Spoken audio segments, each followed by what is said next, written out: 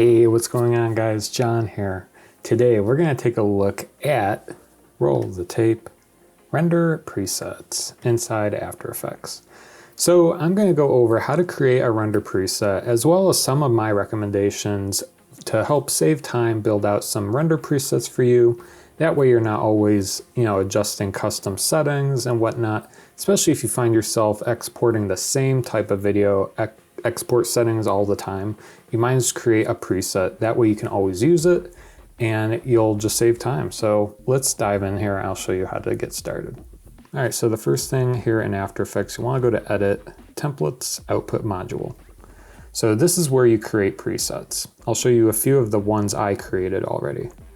So if we scroll down here, the first one is Apple Prores 4444 with an alpha channel.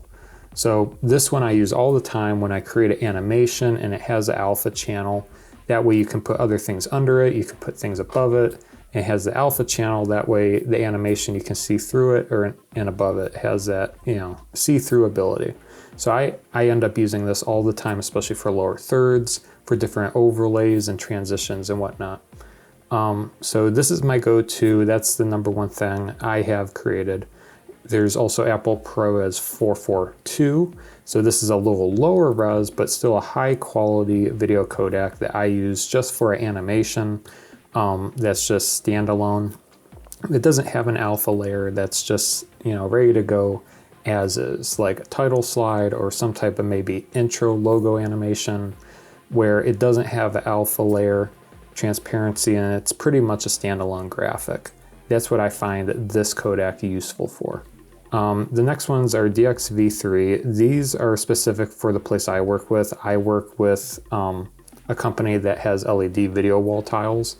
So the server that has to run the media has to take a specific type of video codec, and that's the DXV3 file. So that's specific to me. But this is a good point. If you are in a line of work where you have a specific video codec, you want to make sure you create a render preset. That way you're not always going in and adding it and adjusting, making that video setting preset over and over again. You want to make this preset once and be done with it. So that's why I have these two ready to go for me when I create something that needs an alpha layer or just something that doesn't need an alpha layer, specifically to run on the LED video walls. So I always have those ready to go. And then the last two I created for myself is image sequences. So I have a PNG sequence with an alpha layer. So if I need to export a bunch of images that are PNG files with the alpha layer, I have that ready to go, as well as JPEGs. So, just a JPEG without an alpha layer, because JPEGs don't hold alpha layers. So those are the ones that I use all the time. Really, coming out of After Effects, the number one codec I always recommend would be Apple ProRes. Any of the codec variations I recommend, so 442, 4444, there's light, proxy, there's a bunch of different ones. Honestly, I think this is industry standard now, especially on the newer cameras.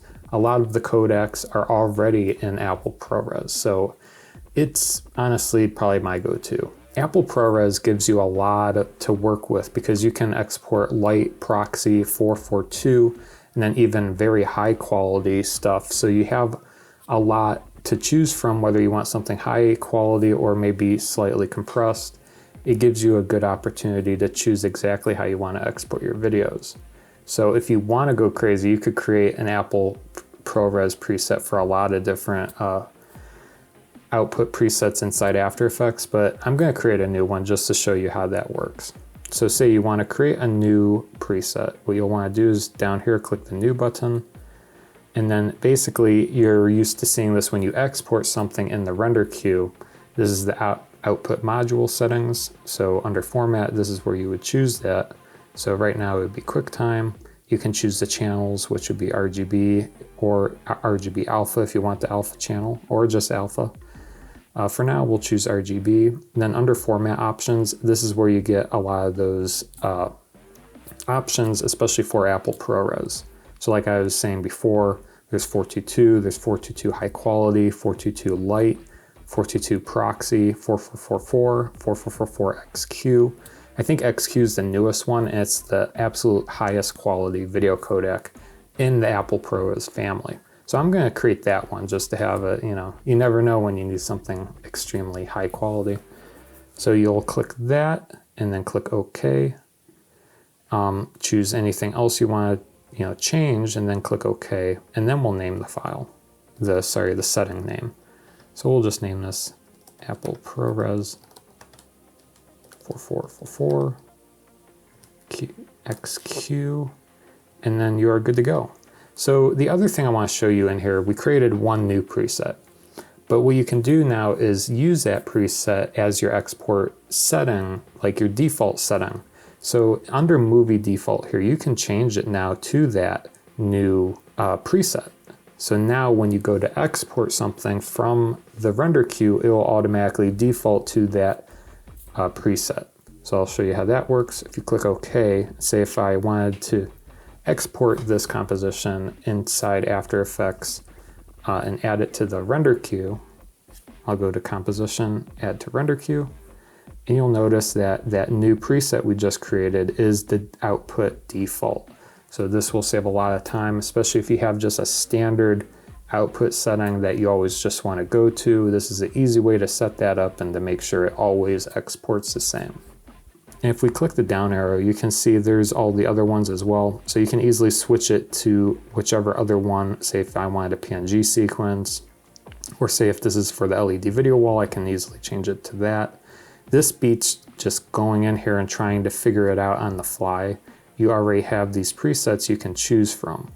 So, just a way to save some time. So that's basically how it works. The one thing I did want to mention before ending this tutorial is that if you want just a simple MP4 H.264 video codec, you can't do that inside of After Effects anymore. So say if this is the final product and it's just going to go up on YouTube or whatnot, you might not want to export it to an Apple ProRes or a high resolution file. So the way to do this is actually you'll have to kick it to Media Encoder. So what you'll want to do is just save it.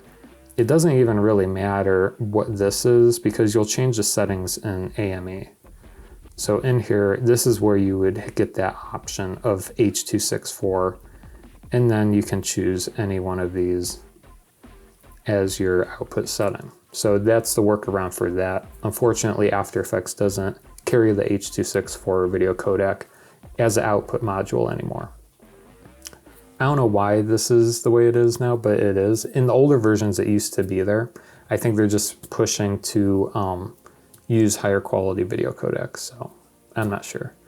But anyways, that's it for this tutorial. I hope this helped you in some way. Feel free to like and subscribe to the channel, and we'll see you next time. Thanks for watching.